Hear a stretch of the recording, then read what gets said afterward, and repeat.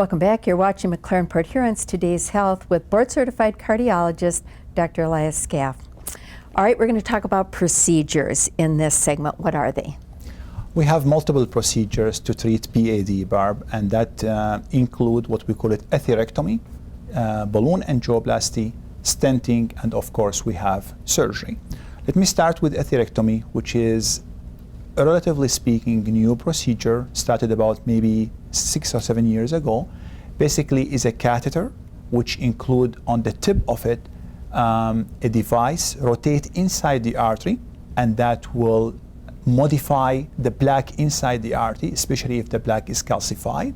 And once we modify the plaque, that make the plaque easier to open up with balloon angioplasty. So we have multiple atherectomy devices available currently.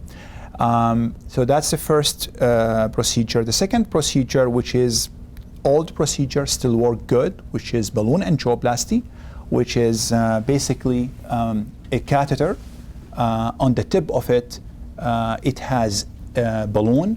What we do is we inflate the balloon inside the artery, in the lumen of the artery where the plaque located, and that balloon will just dilate the artery and crack the plaque from inside to outside and make the lumen of the artery bigger.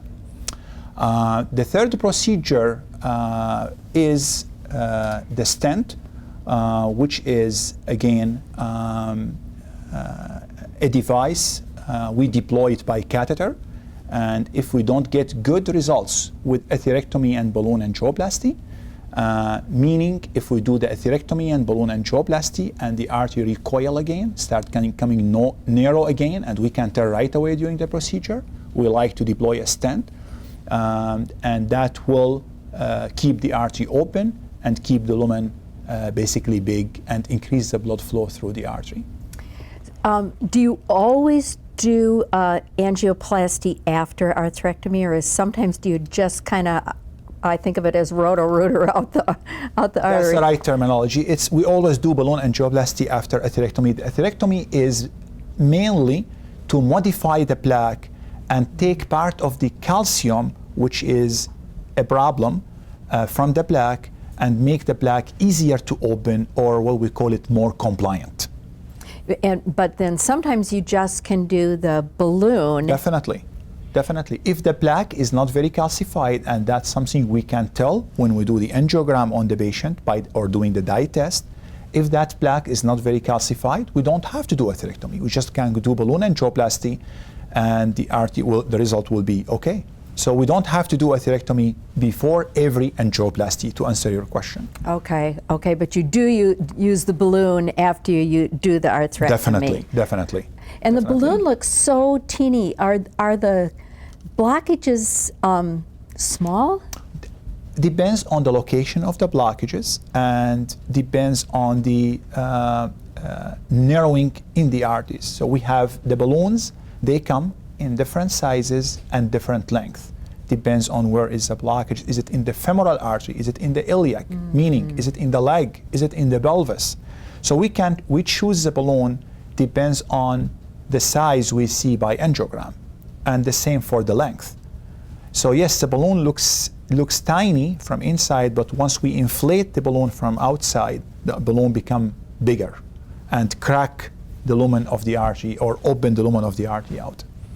And then you said you can tell just by the way the artery responds whether it's going to need a stent or not?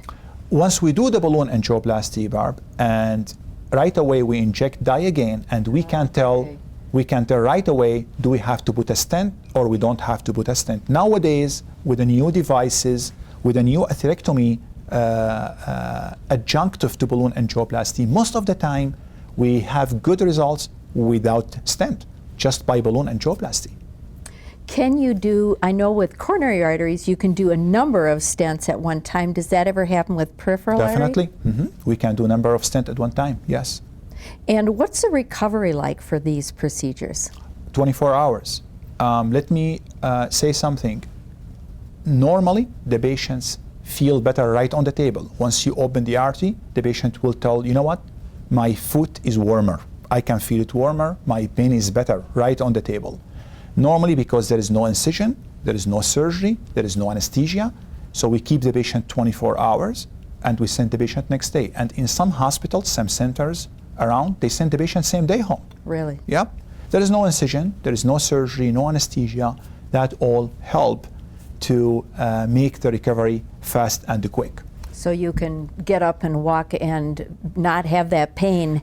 In your leg. about 6 to 8 hours, the patient can walk. And sometimes I do the procedure from the arm, and the patient can walk in an hour after the procedure. Wow, that's amazing. You talked too about open surgical repair. Can you tell me about that? Definitely. In some cases or some scenarios of PAD, we do send the patient for surgery. When I say surgery, I mean bypass surgery most of the time.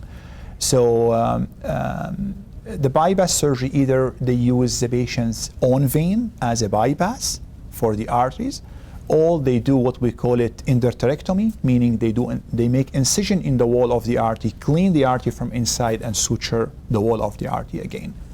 So this is obviously an open surgery that you're going to. Correct. There is incision involved in that, and there is recovery involved in that. Most of the time, the patients need to stay in the hospital for 3-4 days after the procedure. And surgery is still a good option for some cases of peripheral arterial disease. But nowadays, with the new devices we have, with the new tiny balloon atherectomy devices, good quality stents, I can tell you 80% of the cases of PAD done by balloon angioplasty and 20% by surgical repair. So that's how it is nowadays. Well, this has been great information. Do you have closing comments? The only closing comments I wanna add, Barb, is PAD is common. Unfortunately, it's underestimated in some areas in the United States. I advise patients who have discomfort in the legs, especially discomfort consistent with intermittent claudication we described earlier,